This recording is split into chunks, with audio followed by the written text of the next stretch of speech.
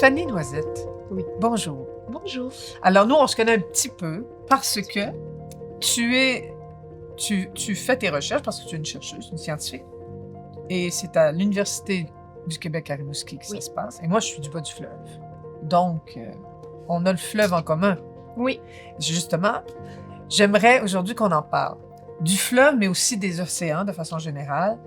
Parce que quand on parle des changements climatiques, on a toutes sortes de considérations. Puis je trouve qu'on ne parle pas souvent, ou beaucoup en tout cas, de l'importance des océans, du fleuve en ce qui concerne le Québec. Tu sais que nous autres, on l'appelait la mer. Quand Mais j'étais oui, petite, mais c'était oui. la mer, c'était pas le fleuve. C'est pareil. Pour moi, Bon, alors, le fleuve, c'est la mer. c'est à la mer. Rimouski. À Rimouski, C'est salé. Oui, c'est ça, C'est ça. exactement. Donc, comment se fait-il qu'on en parle si peu, alors que je pense que ça doit avoir un rôle important dans les changements climatiques? Mais oui, en fait, l'océan, c'est un peu le régulateur de toute la machine climatique. Sans lui, là, les changements climatiques, ça serait encore bien pire que ça. Et c'est vrai qu'on n'en parle pas beaucoup.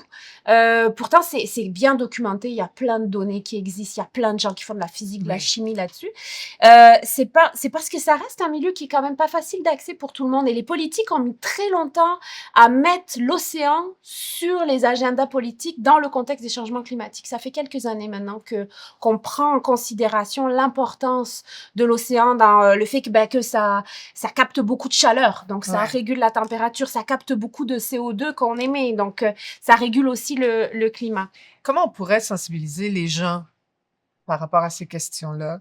Parce que c'est à la fois, bien sûr, on le disait, un paysage, quelque chose qui nous est un peu étranger, mais en même temps, c'est un pourvoyeur extraordinaire de nourriture, de ressources.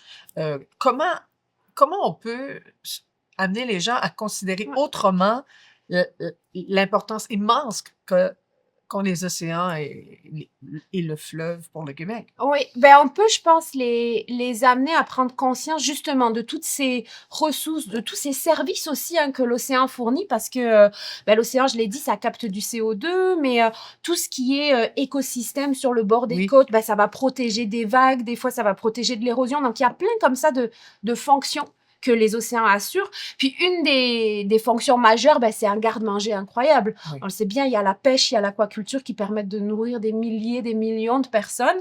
Donc, je pense que sensibiliser sur les ressources, faire connaître les ressources qui existent, notamment dans notre océan, dans notre fleuve, c'est un moyen de faire connecter un peu le citoyen, la citoyenne à qu'est-ce qui est là, à ses pieds, juste au bord, dans le fleuve.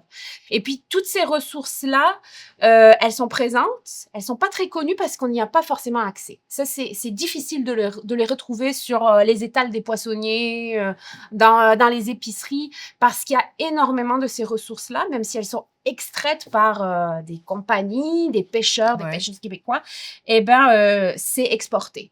Il y a peut-être 80-90%, j'ai plus le chiffre exact en tête, mais qui est exporté à l'étranger, de tous ces produits de la mer. Puis pour y avoir accès, c'est pas facile.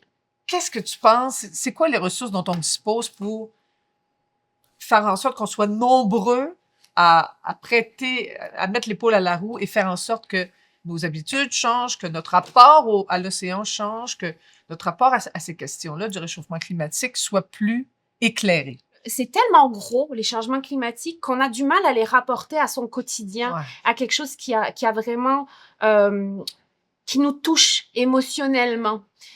Et c'est le problème aussi face à tous ces enjeux autour de l'océan. Si ça nous touche pas, c'est très difficile de s'engager en fait dans ces causes-là. Nous, en tant que scientifiques artistes, on peut travailler ensemble Ouais. parce que je pense que par la voie des arts, faire de la co-création entre les arts et les sciences, ça permet pas d'aller toucher la connaissance, mais d'aller toucher l'affectif. Ouais. On peut aller réveiller des choses en nous en interprétant les données scientifiques par la voie des arts. Puis je pense que ça contribue vraiment au dialogue culture, sciences, société. On va aller toucher les gens au cœur. On va leur dire, oui, regardez, ce changement climatique, ça a cet effet-là, puis c'est important pour toi. Je pense que la deuxième chose qu'on peut faire, c'est quand on est tout seul, c'est difficile. Ouais.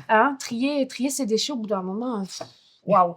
Puis on a aussi cette impression que c'est des battements d'ailes de colibri, puis que ça va, une goutte d'eau, ça va rien changer. Ouais. Faut miser sur la collectivité. Ouais. On n'est pas tout seul autour de nous. Aller chercher les politiques publiques, c'est compliqué, mais on peut se regrouper on peut militer, on peut discuter, on peut s'informer. Puis il y a un vrai pouvoir de changement qui existe dans la communauté. Moi, j'y crois très, très fort. Et en fait, il y a une troisième chose, c'est se connecter ou se reconnecter au territoire. L'émerveillement de la nature peut vraiment nous amener ailleurs et nous amener à nous engager pour préserver ce qui existe, même si à côté de ça, il y a plein d'autres choses qui sont en train de s'écouler. Réconcilier l'humain avec la nature. La nature n'a pas besoin de nous, mais nous, on a vraiment besoin d'elle. Bien. Comment on peut mieux connaître notre fleuve et ses ressources? Où est-ce qu'on va? Mettons qu'on n'est pas un scientifique comme toi, là. Il y a une ressource là qui me vient en tête, c'est le regroupement Mange-ton Saint-Laurent, Ah oui. qui fait un travail incroyable pour mettre en valeur les ressources du fleuve. Donc, c'est un regroupement avec des chefs, avec aussi des scientifiques, avec des acteurs publics qui sont un petit peu là-dedans, puis qui font un incroyable travail. Ça serait ma porte d'entrée favorite pour connaître les ressources. On commence toujours par manger, ça, hein? C'est un bon départ. Oui, il y a quelqu'un qui m'a dit récemment qu'il y a 90% des décisions importantes qui se prenaient à table. Oui, moi je suis d'accord. Donc, voilà. Très bien. C'est super. C'est super. Vous avez deux gourmands, on l'avait.